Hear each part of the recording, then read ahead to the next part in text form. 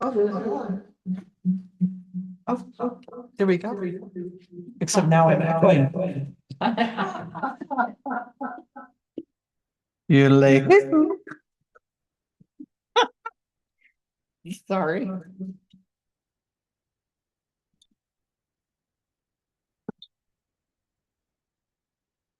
Okay.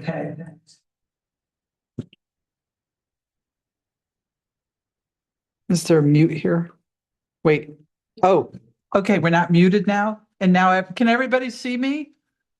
I mean, see the painting stuff? Everybody got that? How about Alpine, Cokeville, and LaBarge? Everybody got a picture? Give us a thumbs up. Not Cokeville. I'm sorry. LaBarge. Okay, perfect. Okay, phew. Sorry about the late start. We had it all set up. Allison had it set up perfectly, and we were all excited. And then it suddenly switched to Alpine, and then we were all unexcited. So anyway, today we're working on negative space. We have to paint a little bit differently today. Everybody should have gotten one of these. Okay, this is just kind of well, instructions, like a template for how we're going to go. Negative space painting is how we create depth in a painting. So if you want to, for instance, have a forest that starts out up here and then goes deeper, what you do is you paint around your object, okay? It's a difficult concept to understand. Here's two examples of it, okay? This is Ellen Cowan, and this is one of mine. And then here's two more, okay?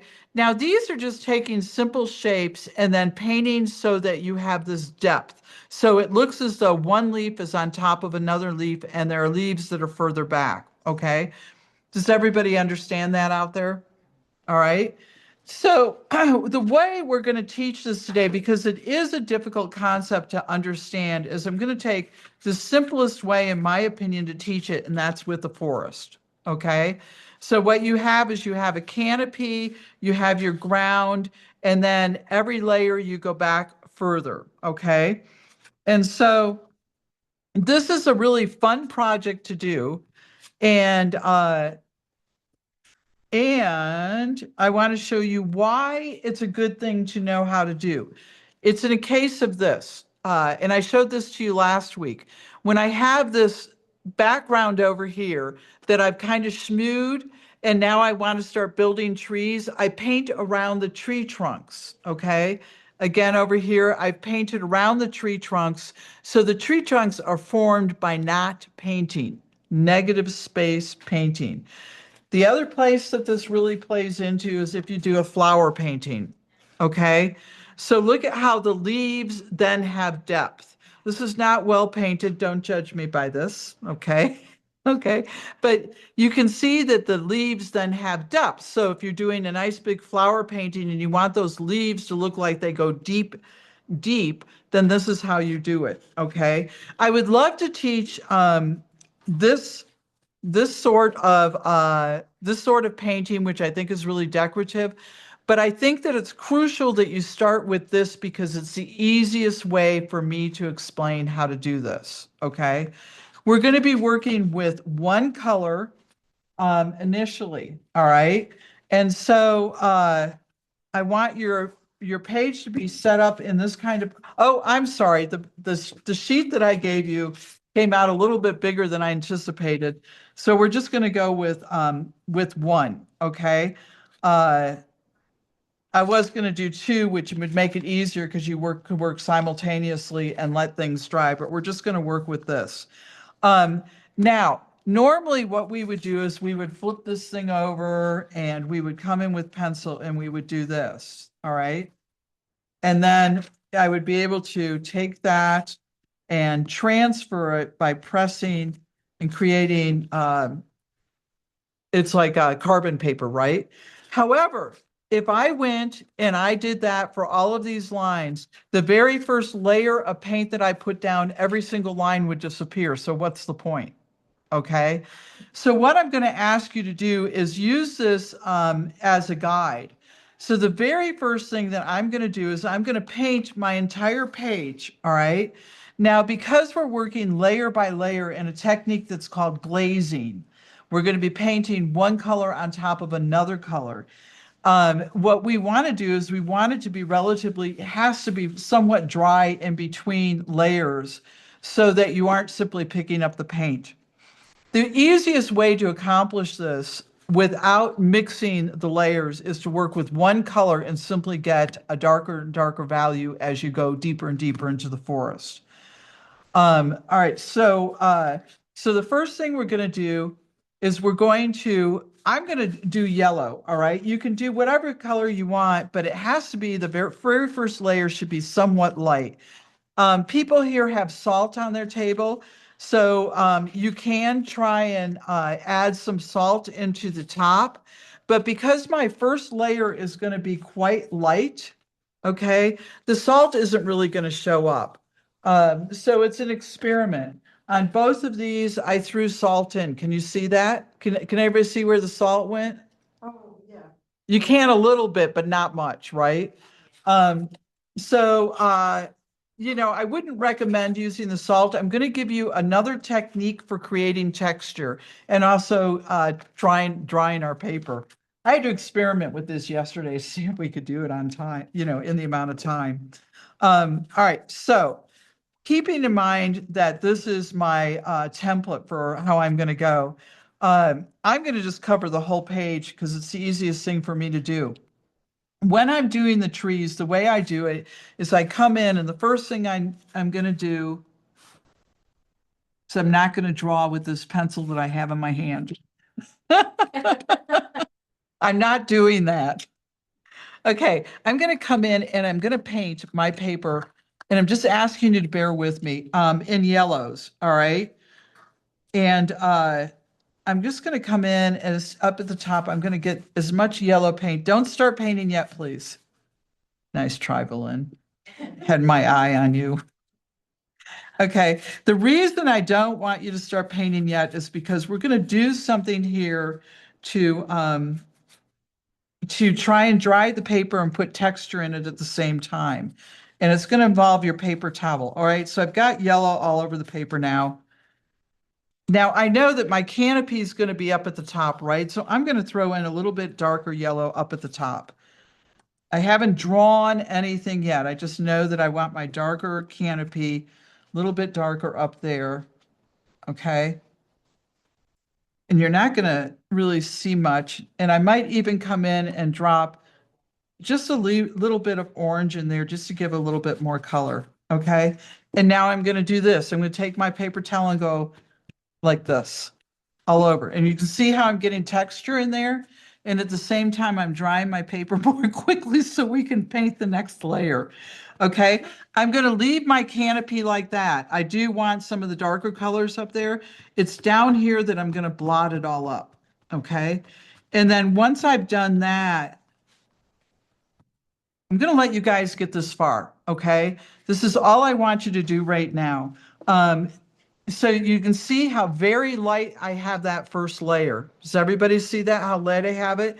I've used lemon yellow all over it. And on the top up here, I've dropped my gamboge into it to make it a little bit darker. And I can even drop a little bit more in, just like that. Okay, so that's all you want to do right now. What's the key word there, Tina? You don't want to use too much water today. You want to spread it out because the wetter your paper is, the longer you're going to have to dry it in between.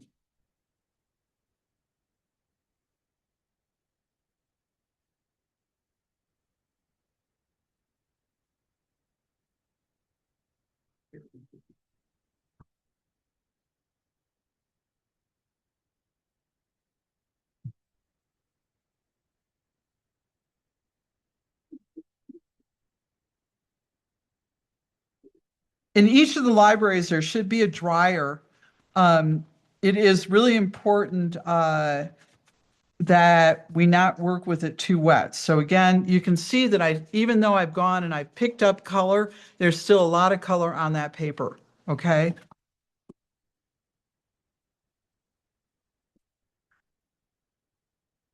Don't forget to add a little bit of darker color up at the top. So lemon yellow and then gamboge.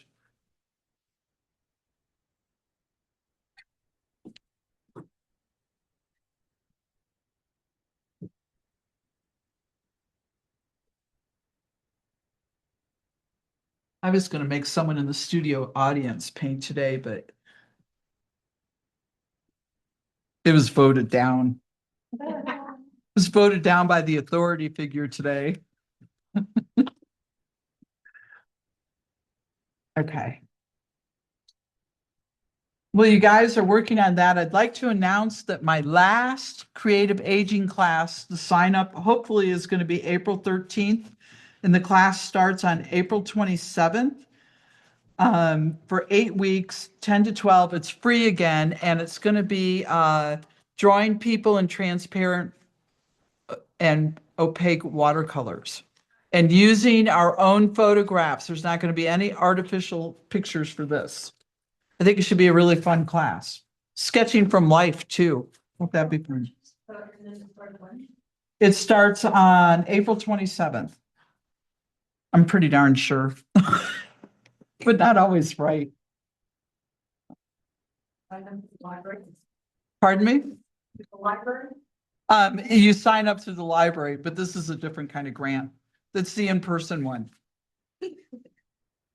Okay. April 13th to sign up? Yes.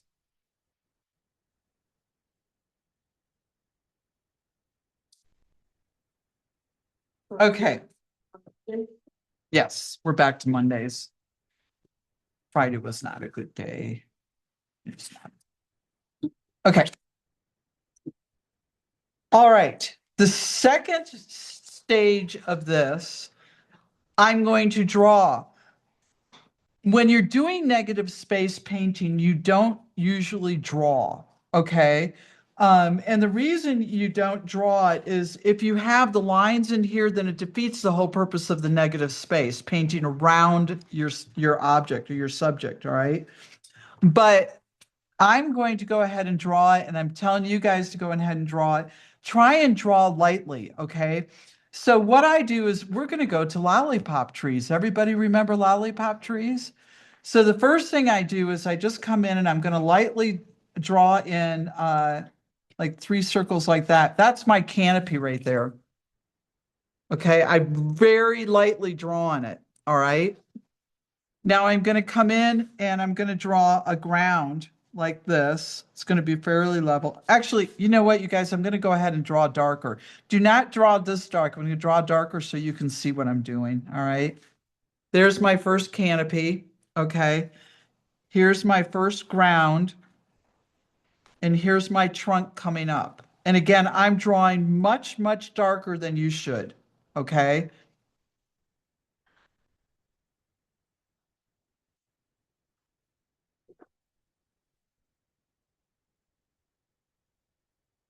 Okay. So there's my tree trunk. Okay. Again, that's much darker than you should draw. You should only have it dark enough so that you can see it.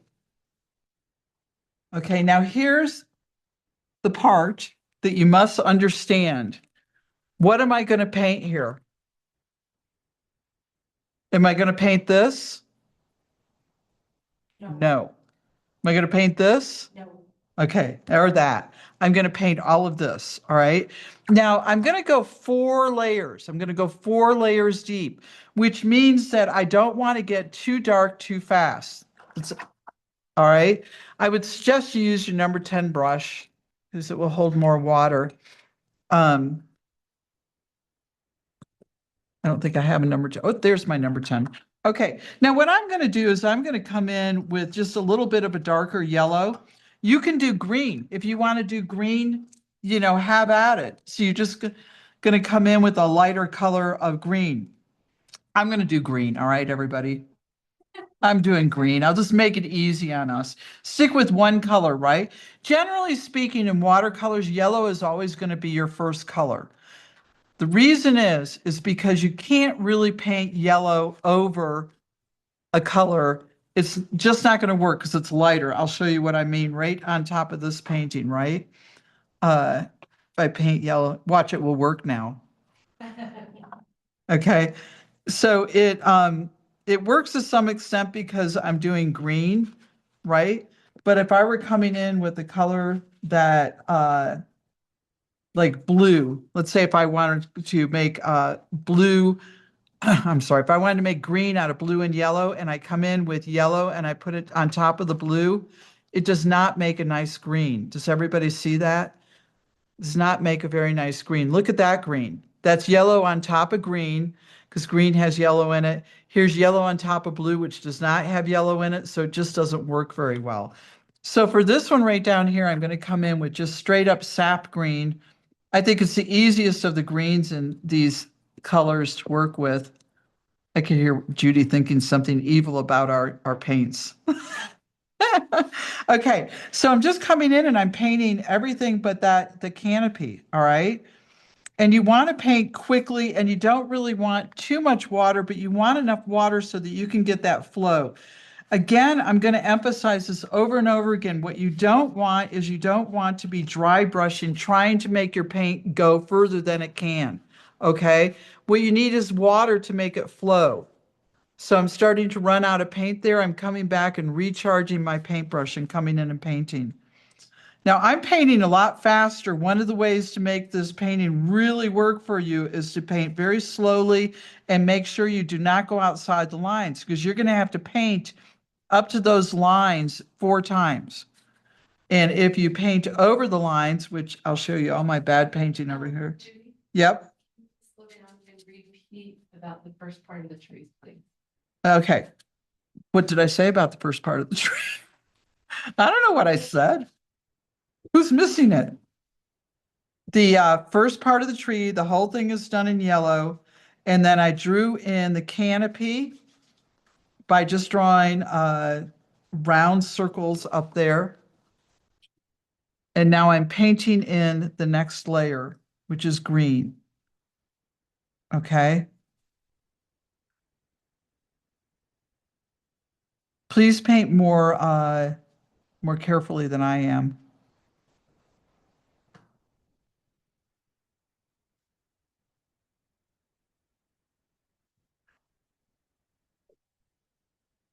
Okay. And after I've done that, again, this is just to get some texture in there to make it look kind of leafy. I'm going to come in and pick up some of the paint. So get your paint on there and then pick it up. It's not playing, they're still drawing. They're still drawing? Okay, this is as far as I'm going to go then. We have this lovely music going on here. Does everybody hear that? Yep, it's my phone and I'm not answering it. I think we should all answer it for you. That's a very pleasant ringing, though. I would answer it if I had such a pleasant ringing. You turn the airplane on and it's not on. This is as far as you guys should be getting. So what we've done is number 1. We've painted around number 1 on our sheet. Alpine, give us a thumbs up when you're ready. I'm going to go check on Tina and make sure she's got enough water, but not too much water. She's a problem over here.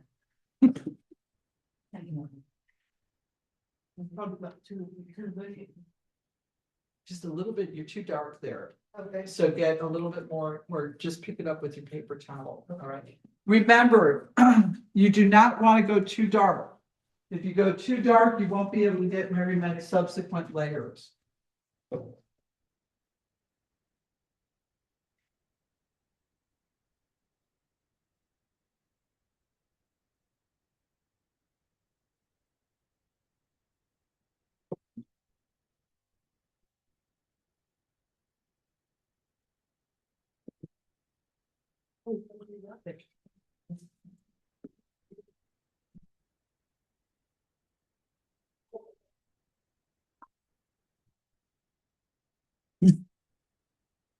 When you look at the one Ellen did, the reason hers is so good is because she's a really good painter, but she very carefully painted without going over things.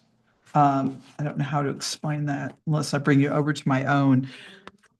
Sloppy, more sloppy. Okay. Even more not sloppy now that I put yellow on top of my blue.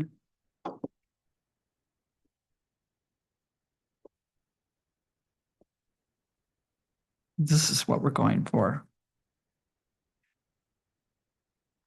Everybody did green, didn't they? That was the leader.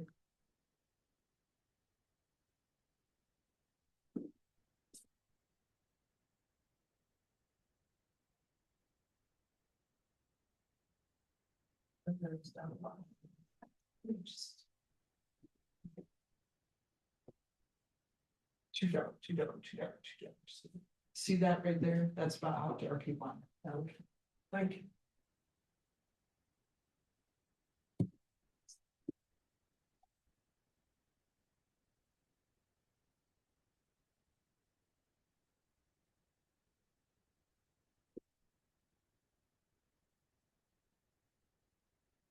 How's the Afton doing? Are they? The ones that asked you to repeat the first part about the truth.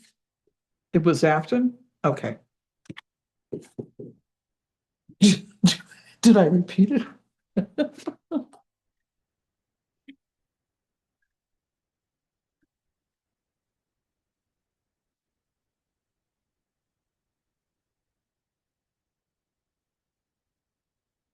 Okay, and I would suggest people here, if you have water on there, go hit it up with the dryer. Okay. Generally speaking, it's better not to dry in between layers because of the way it settles into the paper. But when you're on a time constraint, it's all right to hit it up with the dryer. You just want to hit it up so that it is dry enough that you'll be able to paint without disturbing the previous layer. Connie's over here like this. I'm full of out here. We have all this hot air, let's just blow on it.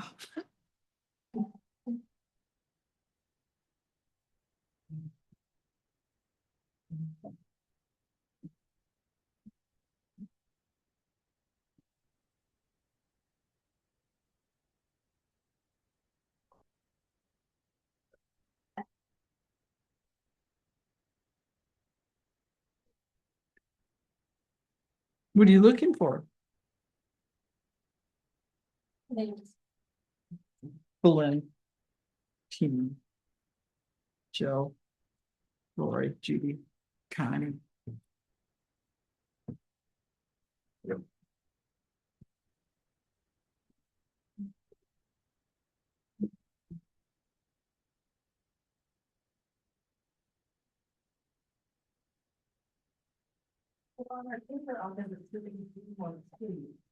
I'm sorry? On this paper, you drew more trees. Well, now did I? Yeah.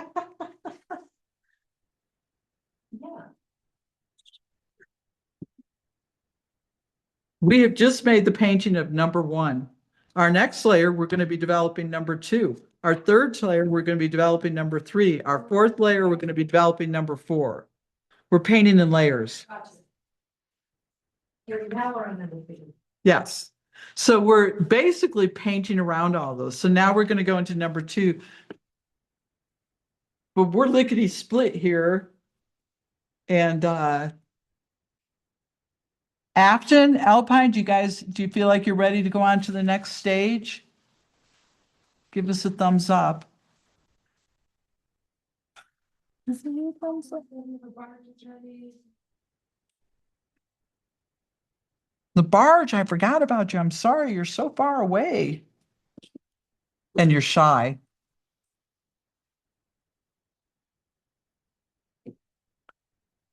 Okay, so here's the diagram, all right? Now, when we go for the second layer, I hope Alpine's ready and everybody's ready. Okay, I think everybody is. Okay, so when we go for the second layer, what I'm going to do is I'm going to move up a little bit and I'm going to move down a little bit.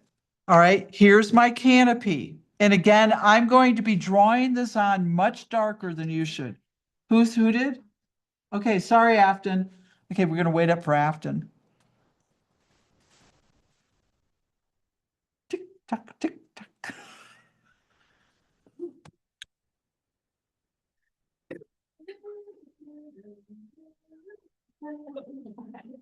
Wait, what was that from? Was that from Jeopardy. Jeopardy? I never watched Jeopardy, but I know the song. Wasn't there just one person that asked?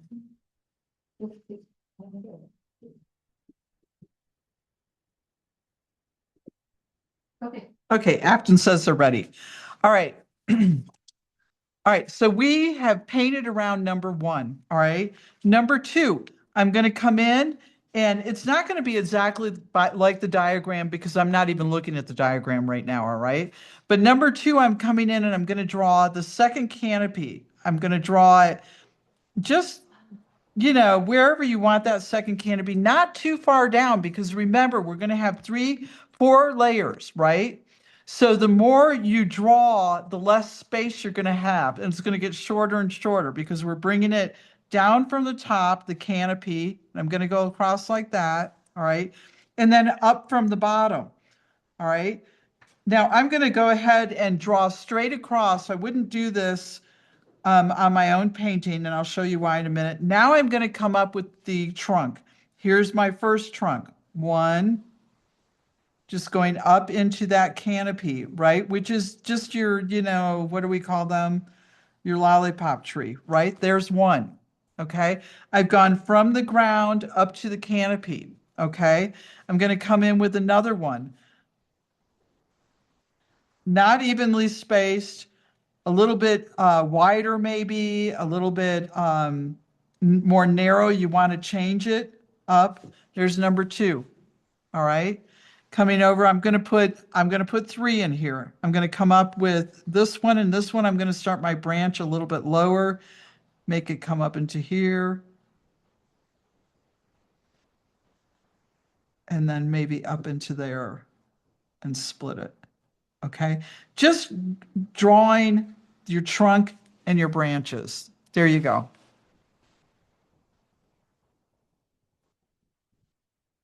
So I came up about an inch, I came down about an inch, I drew circles for my canopy. Okay.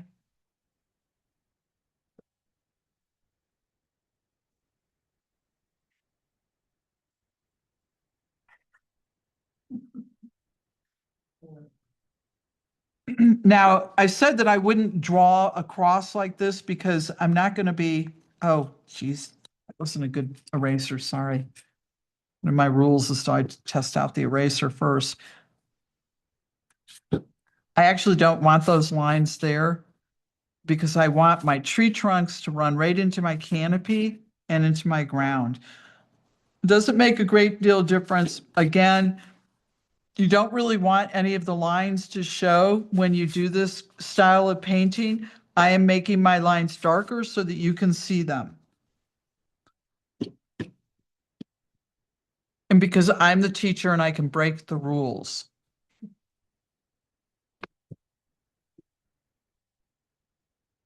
Okay, is everybody at this point?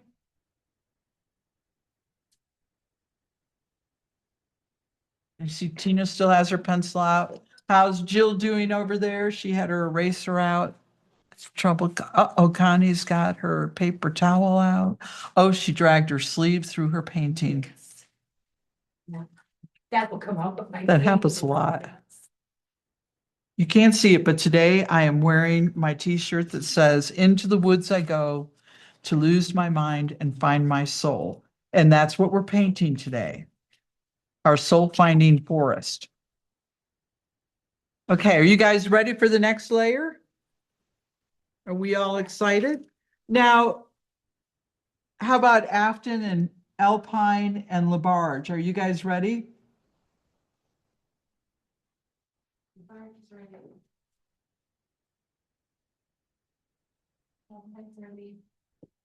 How about Afton?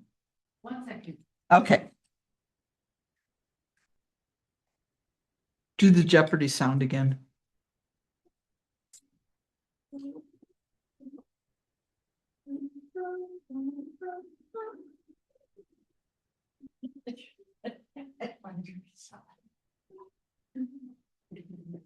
There's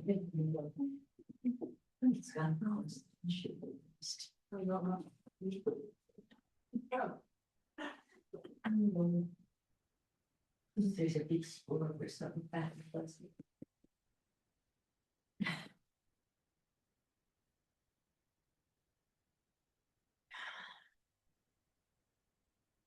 Did she say are they ready? I see her waving a piece of paper. She's still drying.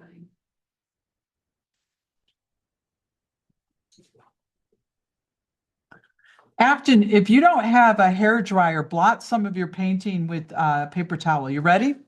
Okay, I saw that. Ready. Oh, ready. Okay. We want to go a little bit darker with the green now. Um, you can, again, continue to use sap green. You can come in with a little bit of your darker green too. These greens are just so ugly. I'm sorry, they're pretty bad. So I've gone in with my sap green and I've hit up my darkest green in there too a little bit. I might I might even add a little touch of blue in there, right? I just want to darken it up a bit. And I'm going to need a pretty big puddle because I've got a pretty big area to cover. What you want to make sure is you want to make sure that the value of your green is just darker than the value of the green you have on there already. And you want to make sure it's not that important when you're doing something like this that you have even colors. So even if you run out of your puddle of color, which I have going right over here, you'll be able to get more green. So once again, all I'm going to be doing is painting in that area. It's surrounding. When I'm not painting is that second layer that I just drew in. So I'm painting around it. Okay. And what you want to do is as much as possible is have enough paint and water so that you get a smooth transition of color and you're not trying to make your paint go further than it can because you don't have enough water in it. So just painting it.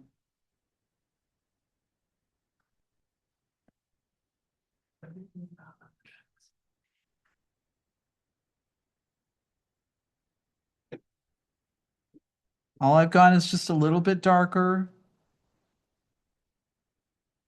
But this is the second time you're going to be painting around that outline of that main tree. Okay, I'm going to come in, well, I'm going to come in section by section while it's still wet, and I'm going to blot it up a little bit to get texture in there. But you can clearly see that it's darker, okay? Here's the first layer, there's my second layer.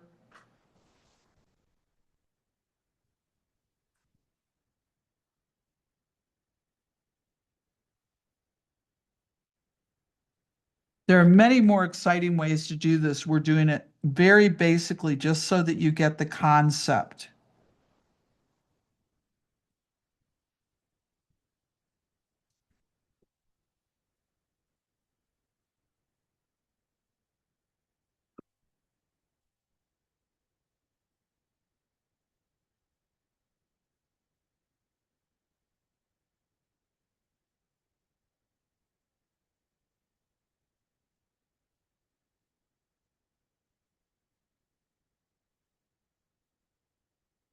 When I'm painting something like this, I generally find it easier to paint along my lines like that and then to flood the middle to bring it all down. But you have to work quickly, otherwise you'll end up with lines, which we don't want.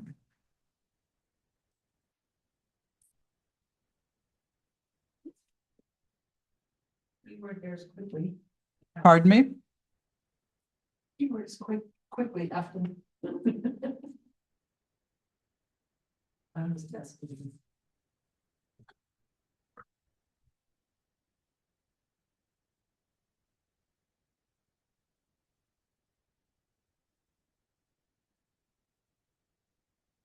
If you go onto YouTube, you'll find lots of videos that are covering this. And usually it's used, in forests and also in the flower paintings. Or like if you want to paint in between fence posts and things like that.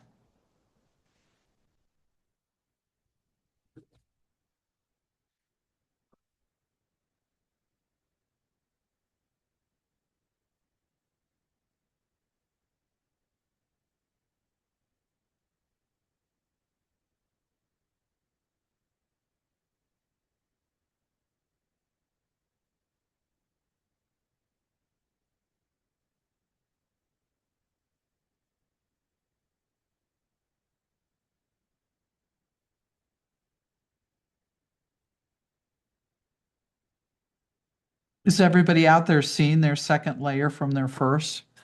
Can you differentiate? Did you get enough value changed in there so that you can see it? 1, 2, 3.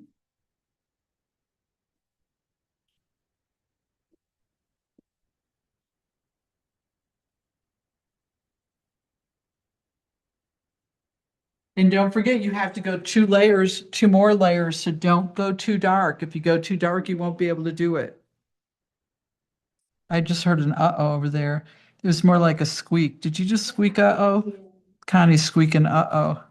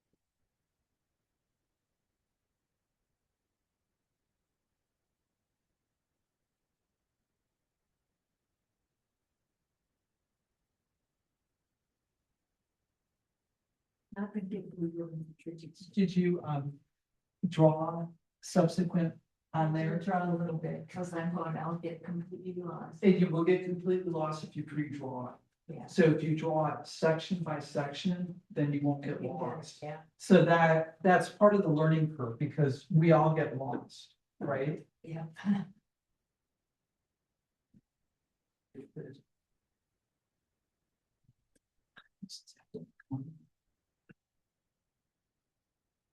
You didn't go too dark, you're good. Good. You didn't screw it up, not yet. Right. Yeah.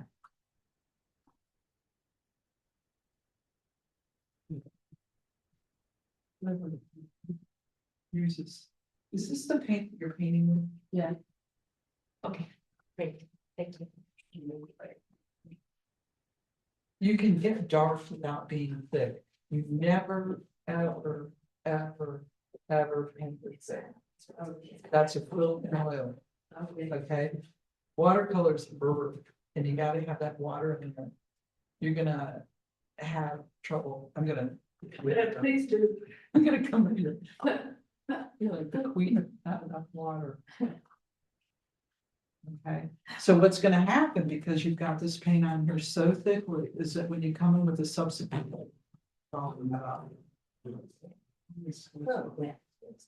Water. You can also everything. Yeah, it does. That was so neat to be doing subsequent. So. It's fun. Why?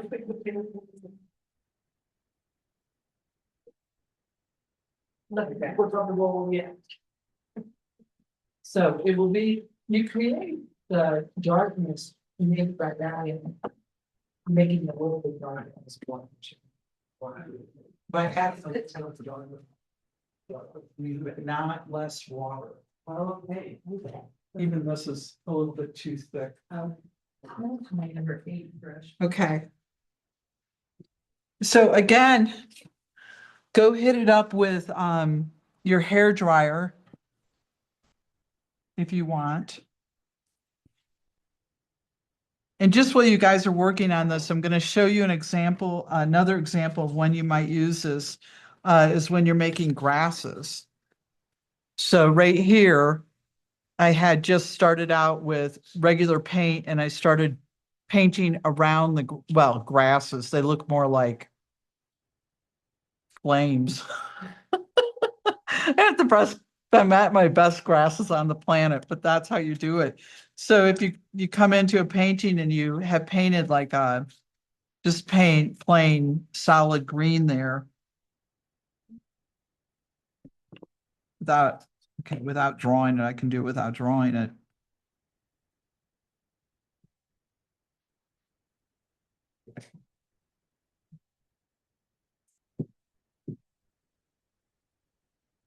A lot of smoothing involved in the negative space painting.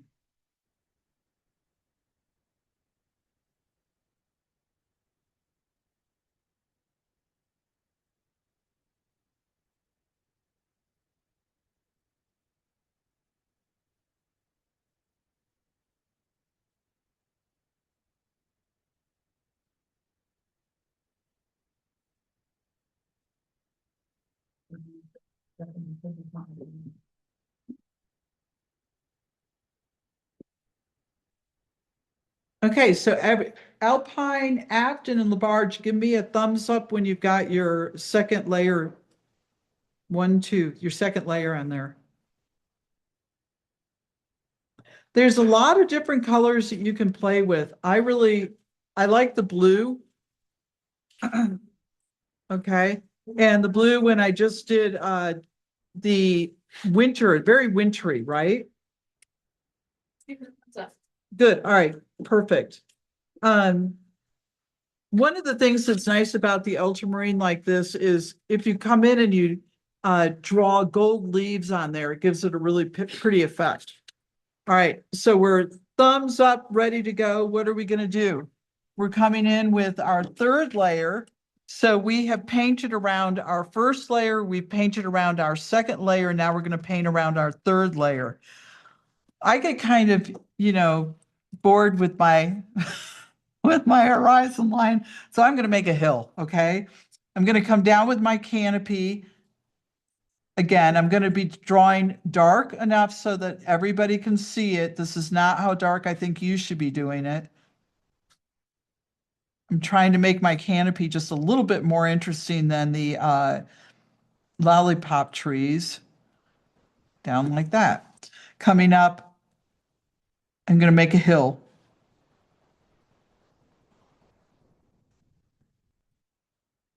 Make it a little bit uneven. Okay, so I have my canopy and I have my hill, and now I'm coming in with my trunk. Once again, you guys know what you're doing now. I should be quiet. Ooh.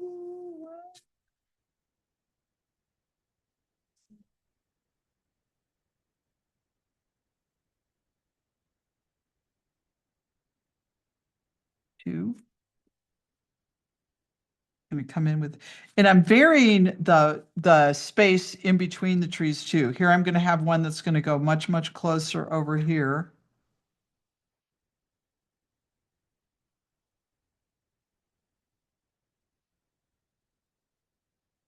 Maybe another one. Now, the more trees I put in here, the smaller my space for painting, right?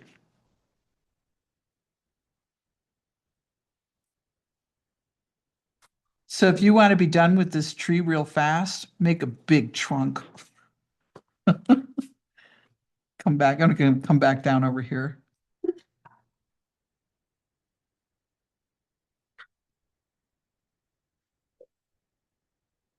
Again, I'm doing a really simplified version of this.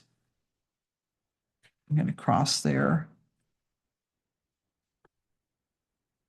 Now, Lori has said that she got lost when she started working. And what I suggested is that she draw section by section. If you come in and the reason that you can't transfer this whole thing is because it will disappear the minute you put your first layer of paint down. Your paint's going to remove all of your pencil. Not the way I've done it, because I've done it really dark, but the way you should be doing it, right? So you just want to be cognizant of that. And now I'm coming in with my third layer. And this time I think I'm going to add a little bit of ultramarine blue. Oh, that wasn't ultramarine blue. That was Prussian blue. Okay, I'm not using Prussian blue, and I'll tell you why, because Prussian blue is a super stainer, and it's likely to get my green just too dark too fast. So I'm coming in with just some of this, it's kind of unidentified green, add a little bit of blue to make it just a little bit darker, a little bit more blue. I need a lot more paint than that.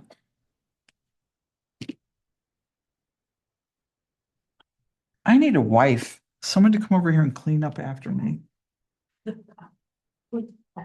Oh, Allison is jumping up.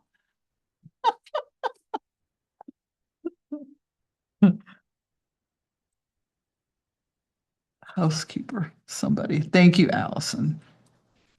Okay.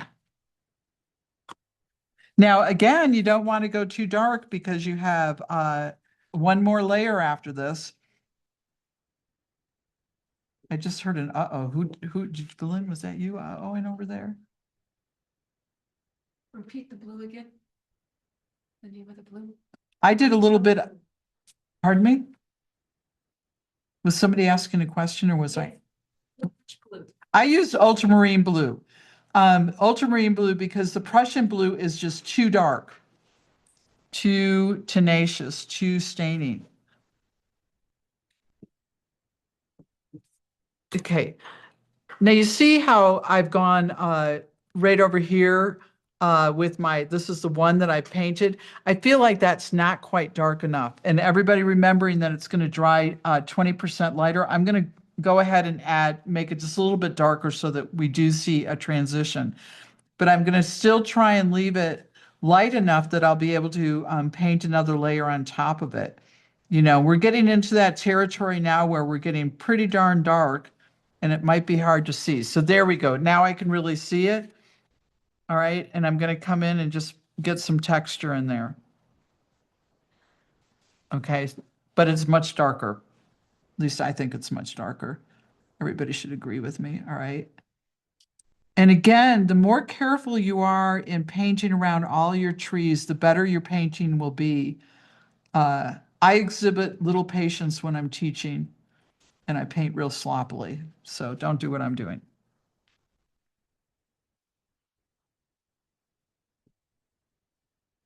Tina, how's it working? Are you picking up what's underneath?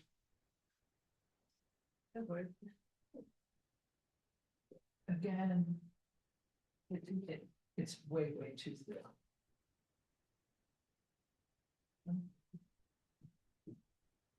Okay, it's not the thickness of the paint, it's the color. Okay, so we just want to visual. Just need some blue in there. The only way you're going to be able to paint on top of this is if you do get a liquidy. Is that a word, liquidy? I think so. Liquidity, liquidy. You can make money that way. You got liquidity in this painting. I- They say one of the things that you can collect is art, Mm. and it will be worth something someday. And in that case, I'm a millionaire, but it's all my own art. It's not like a Picasso or something. I did see your chicken at Karen's. Oh dear. Okay, so, The check. no, it's a chicken. I've noticed the chicken maybe. Okay, so you see how we got a little bit darker, all right? So there you go, but it's not thicker, okay? Yeah. And in this case, I probably wouldn't pick up any texture. Okay.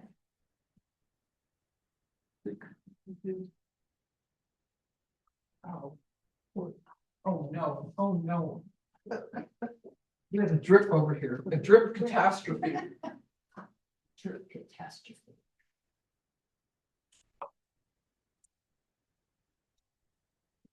Okay.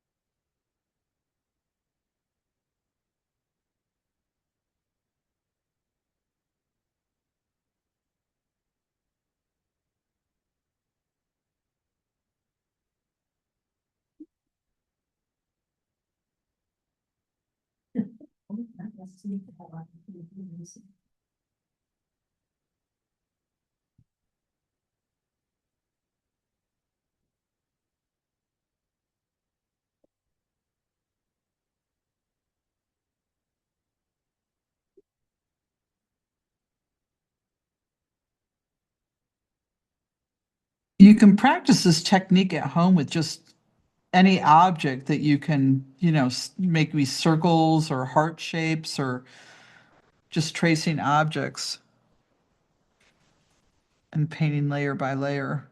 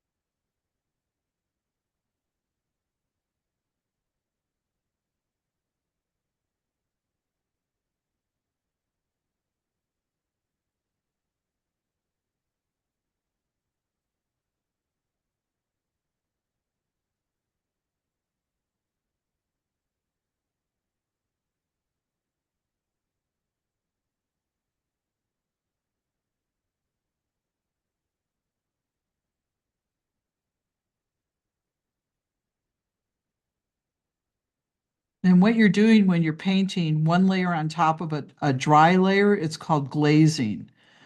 And it's different than the wet into wet. When we were working wet into wet, we were just putting paint. Look at what I did. I wrecked mine. Such a bummer. Did you put your sleeve in my painting? Connie did that. She came over and dragged her sleeve through my painting. Doesn't that just bum you out? You can't get it off, can't you? I should make it like little birds or something. I don't know. Like that one looks like a little bird right there, you know? That's in the downside. It's another bookmark for the library.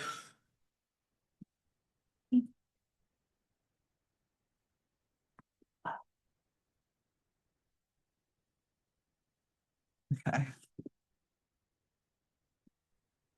So you can see how the more and more layers that you do, the smaller and smaller your space to paint becomes, right?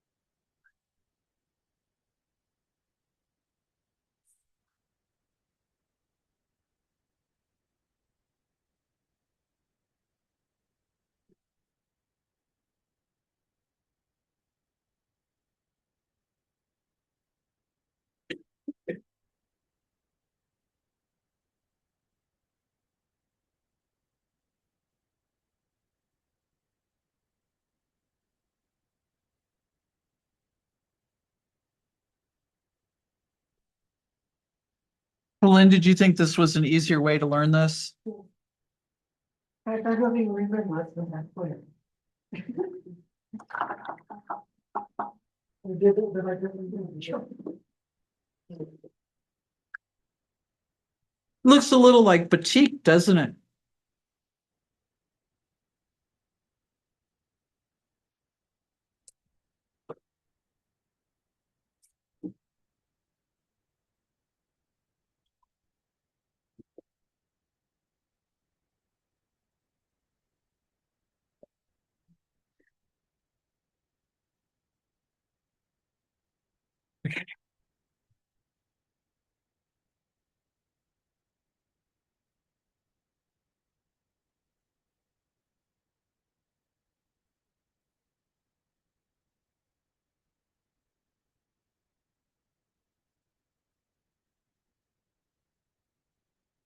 So when everybody gets done with their fourth layer, give me a thumbs up.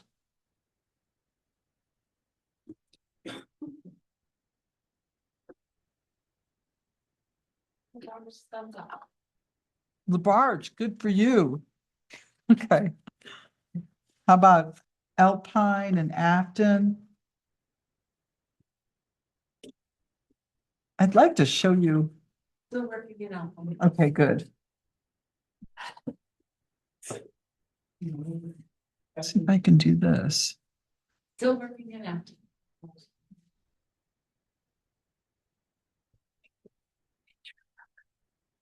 Which one? Right, what you got right there? Oh, really? And it turned out, because like I another boo-boo. Uh-oh. I did that last week and I was like, oh, I'm pretty good. Dog poop. Yeah, dog poop, that's true.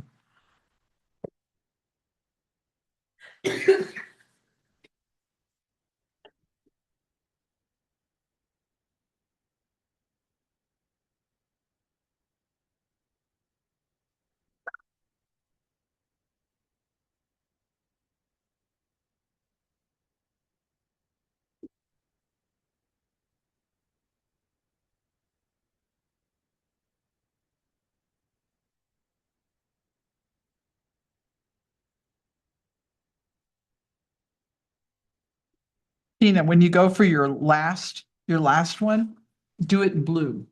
Blue. Yeah.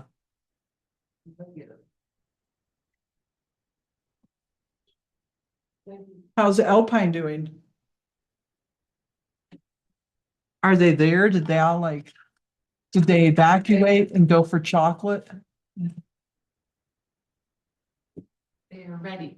Okay, oh, okay, I wasn't expecting that. All right, so we're gonna do one more layer. Again, you can see that we're running out of space, so I do the canopy. I might have the canopy come down a little bit lower. So you're drawing your canopy. Is this the last layer? This is the last layer. Don't screw it up. Okay. Then my trees are getting pretty small, but they're in the distance.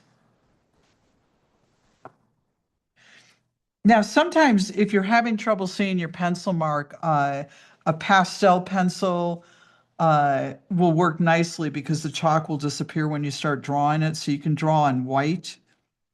I wouldn't recommend color pencils because I think it would not, I don't think the watercolor would cover it. I'm just not sure.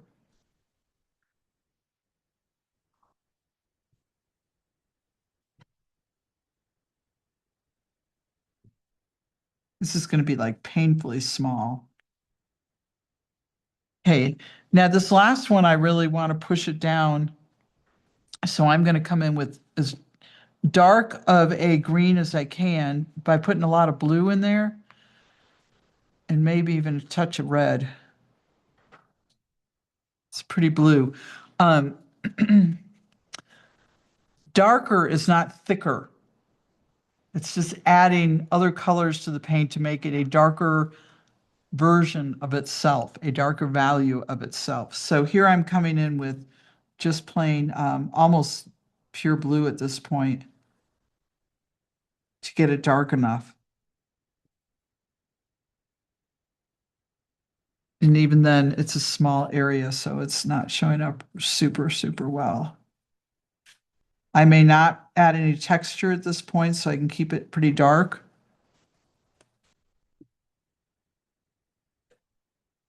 Does everybody see how staying inside your lines and being neat really makes it much nicer? And how it's a challenge because you're going to be painting around this main tree 4 times. So there's 4 opportunities to mess it up. Oh, I shouldn't have said it that way.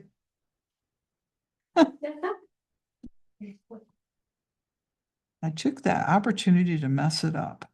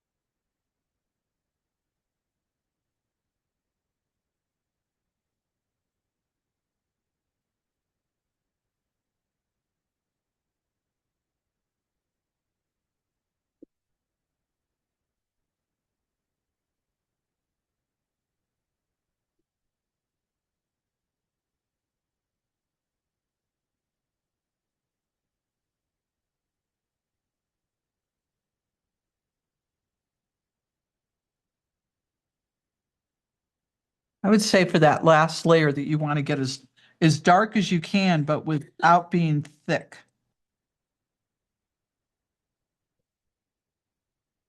A lot of times what you do add to green to make it darker is red. Red and green, almost perfectly balanced, will give you black. They're complementary colors. And so by just adding a little bit of red to your green, it's going to make it much darker. Will kind of ungreen it. So I think the darker you can go with this last layer, the better off you're going to be.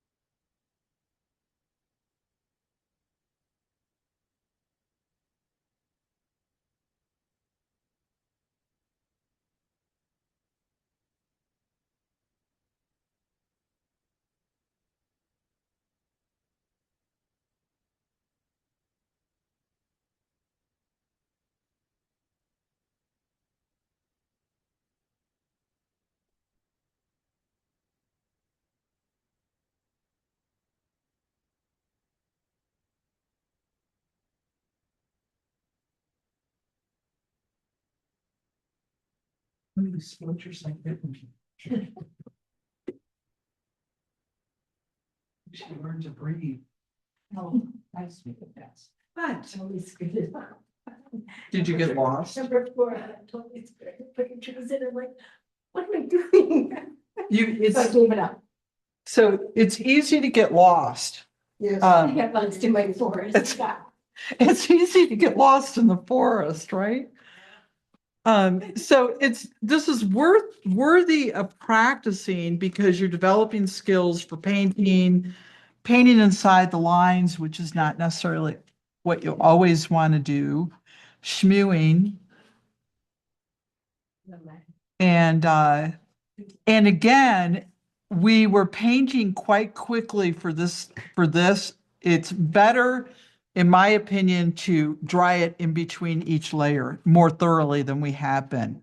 Because when it's wet, we're picking up the layers underneath, and it's just a matter of an hour and a half is not a lot of time to be drying it in between. You don't really want to use the dryer too much.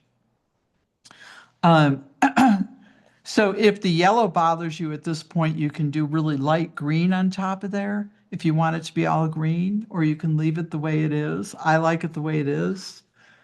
Here's one where I painted it in, which also worked out, with the tree that's really in the foreground and then throwing them into the background.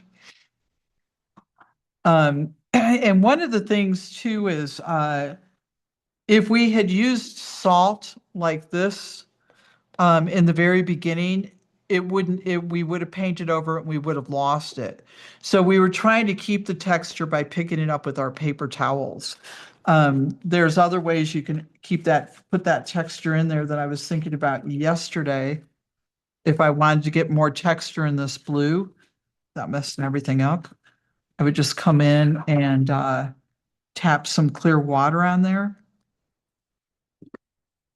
And then come in and pick it up like that. And it will give you a little bit more of a texture. But really the easiest thing on that one would be to snow it, right? Does everybody agree that needs a blizzard in there? Today, I know, right?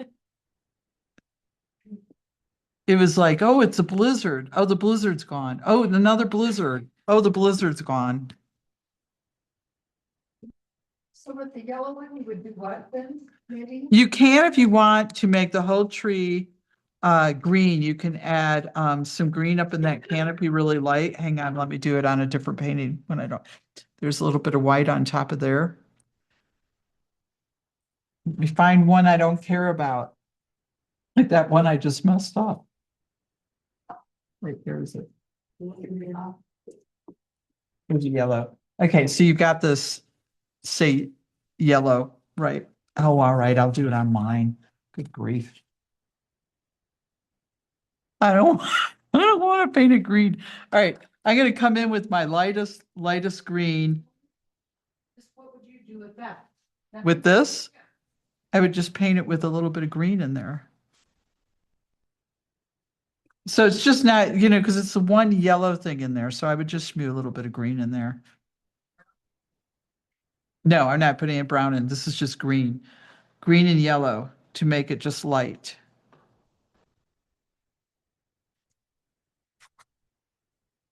Just smoothing it in there a little bit. Not necessary, but if you, I think it added a little bit of something to that. schmewing. And then leaving the trunk white. And so all I did was threw a little bit of green up in this yellow part to make it a little bit more cohesive. Ta-da! Does anybody want to buy this valuable painting? Who will buy my valuable painting? Can I put my name on it then? Oh. You know, our friend Susie, her dad is a painter, right? And we asked him one day, and it's a good question, how do you know when a painting's done? And he said, well, I signed my name to it. I signed it, gosh, I can't remember his last name now. But anyway, so I started signing all my paintings with his last name when I was first.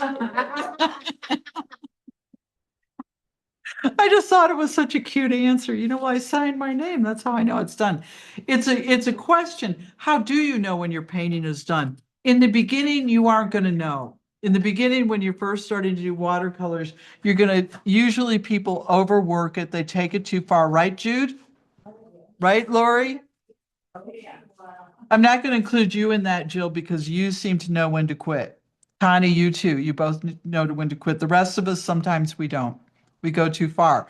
So as you get better and better, you will get better and better at knowing when to quit, right? And then you sign Ernie's name. Kohler, that's it. Kohler. Kohler. Was getting him and Ernie Eaton mixed up. So when you're done with your painting and sign it, Kohler.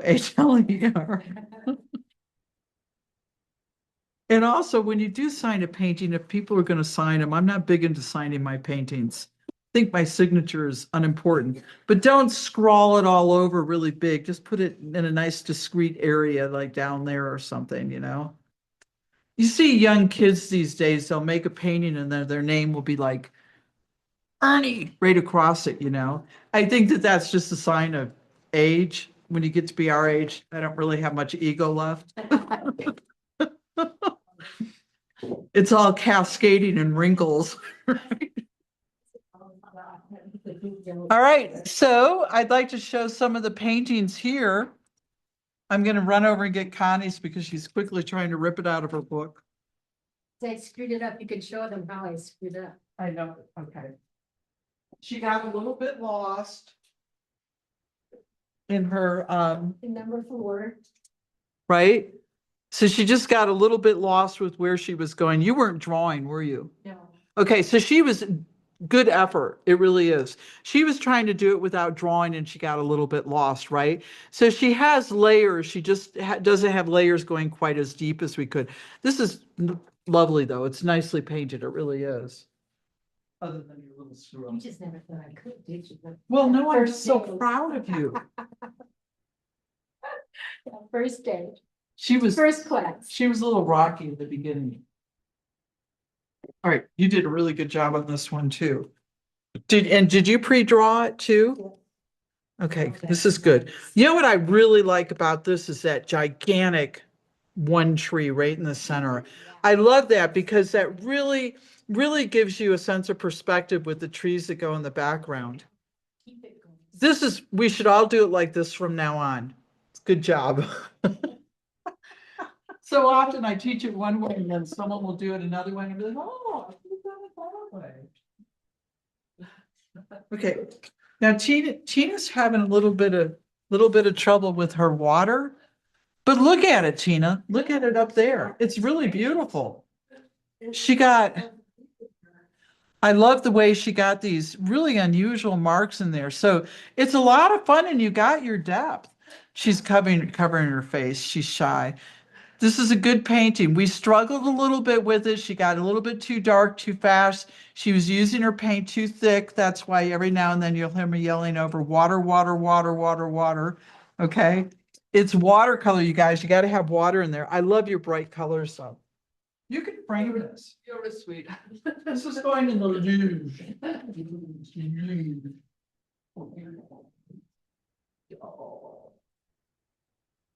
Oh. Is it all right if I say your names? Okay, this is Jill's. There are a lot of people in this class who immediately take to watercolors, and Jill's one of them. She's got the right water to paint ratio. She understood the layers, and she painted slowly and gently, and she stayed in the lines. Not something I can do easily. Well done. Do you like it, Jill? No. She doesn't like it. It looks better up there than it did so close. I'll just walk away. Doesn't know what I'm talking about. Uh-oh, Lori. Oh, after you show me. All right, yeah. Let's look at Afton now. Right, show yours. These are Aftons. Oh, look at that. Wow. Look at- Oh, I'm so proud of you guys. Very good. Very, very good. Look, she put two trees. Very good. Thank you so much. Did you like this? Do you like it? We had a no here. Oh, good. I got a thumbs up. Thumbs up always makes me feel happy. How about Alpine? Or I know Labarge has already left. They always run away before they get to show their work. Labarge says they're too shy to share. I know. It's okay, Labarge. We get it. How about Alpine? Anybody in Alpine? Here's Wendy with some in Alpine. Oh, Wow. wow. Who did that one? It's returned. Very nice. Come on. No, that was Tamar. That's great. Good job, Tamar. Oh, look at this one too. Oh, you guys totally got it. Nice. I really like that. There are definitely trees from Mirkwood though. Where's the cat? Here's Kathy's. Oh, Kathy, you totally rocked it. I don't know if they can hear me. You totally rocked that, girlfriend. Yeah, she heard it. Look at that. Look at, I'm getting teary-eyed. Oh my gosh. Oh, here's another one. Yeah. I think they had help up there. Okay, let's see what Ellen did now. She's still working. Yeah. She must, See your head down.